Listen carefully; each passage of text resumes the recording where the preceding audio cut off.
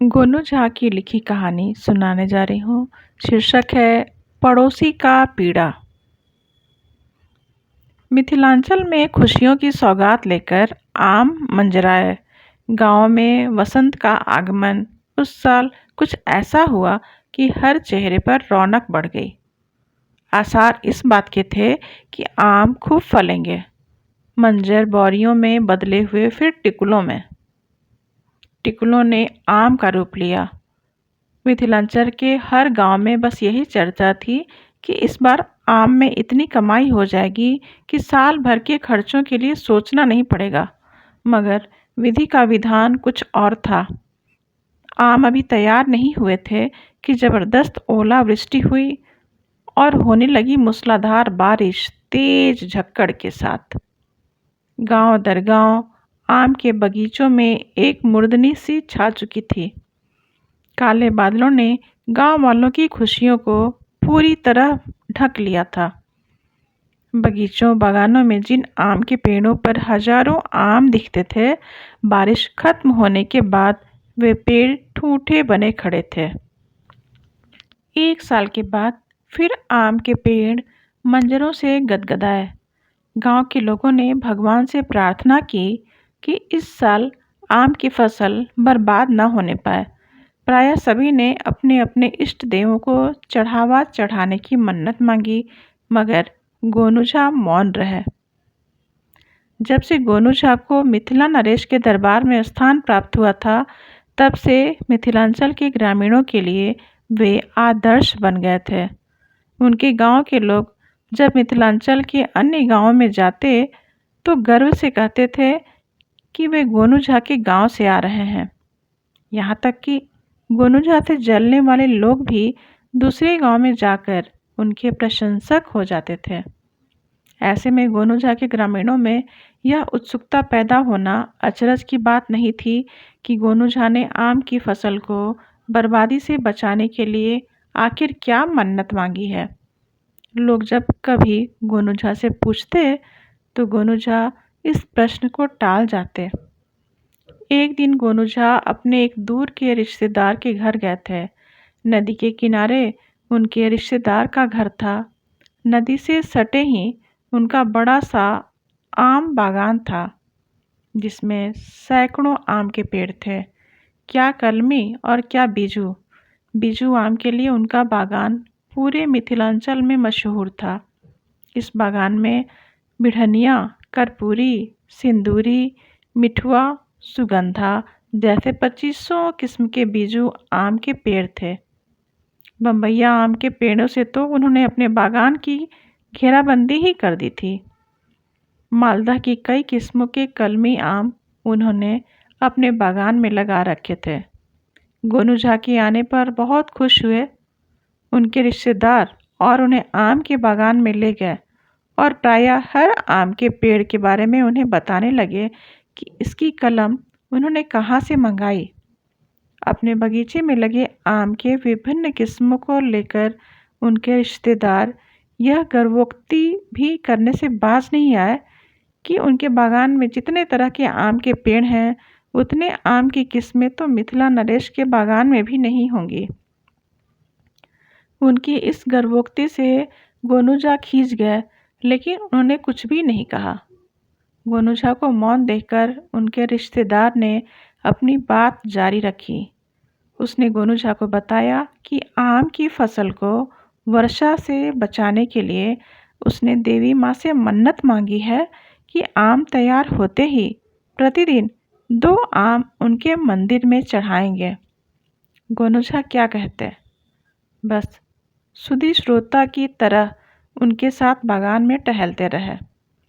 जब गोनू झा के रिश्तेदार को यह महसूस हुआ कि वे ही लगातार बोलते जा रहे हैं और गोनू झा लगातार चुपचाप उनकी बात सुनते जा रहे हैं मगर कुछ बोलते नहीं, तो उन्होंने गोनू झा से पूछा, आप बताइए पंडित जी, आपने क्या मन्नत मांगी है अपने इष्ट देव से।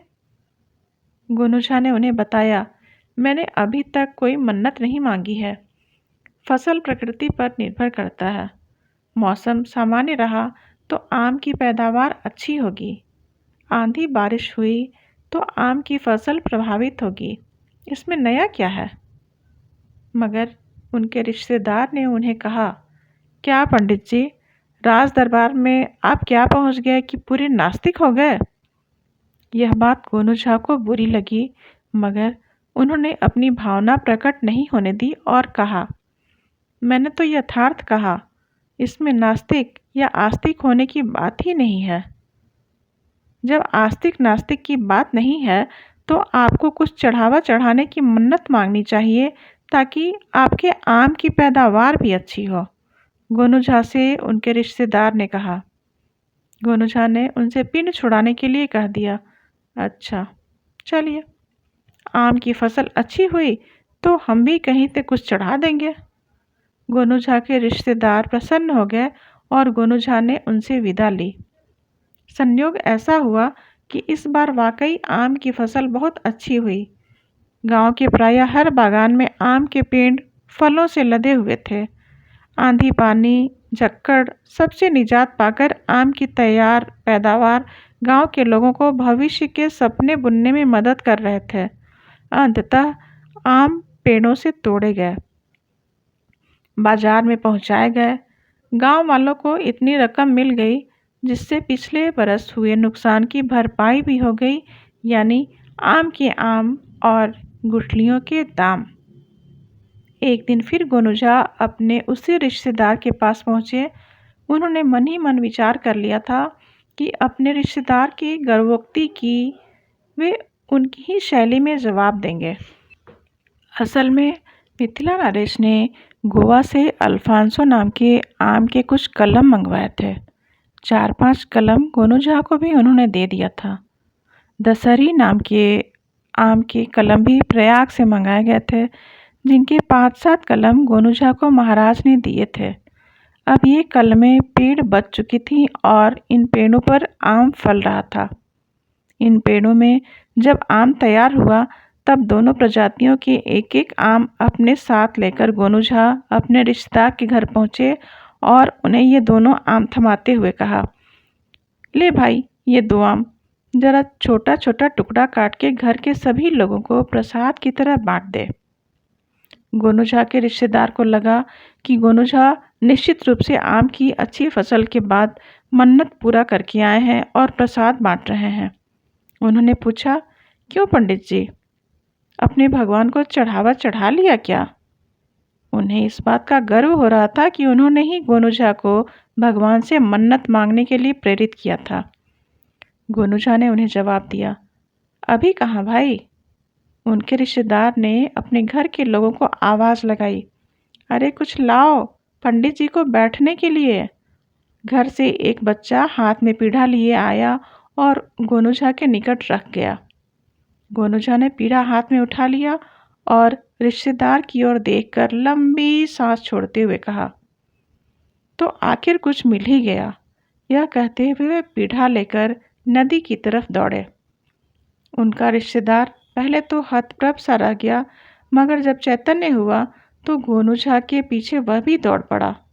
दौड़ते हुए उसने आवाज़ लगाई, अरे क्या हुआ पंडित जी, क्यों दौड़ रहे हैं?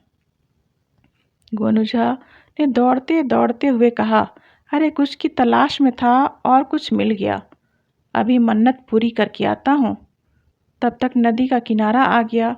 गोनू झा ने पीढ़ा नदी में उछाल दिया। छपाक की आवाज़ गोनू झा के रिश्तेदार ने सुनी। वह कुछ समझ नहीं पाया। गोनू झा के करीब आने पर हाँफते हुए उसने गोनू झा से पूछा, क्या हुआ? गोनू झा ने संयत होते हुए कहा, आपके साथ इसी जगह पर नदी मैया से मैंने मंगत मानी थी कि कुछ जरूर चढ़ाऊंगा। बहुत जगह गया, कहीं कुछ नहीं मिला। अब भाग्य देखिए, आपके घर आते ही आपने कुछ मंगा दिया और मैंने नदी मैया को कुछ चढ़ा दिया। इस तरह मन्नत पूरी हो गई। गोनू झा का रिश्तेदार उनका मुंह देखता रह गया। कहानी समाप्त। अगर कहानी पसंद आए तो इसे लाइक, सब्सक्राइब और शेयर ज़रूर करें।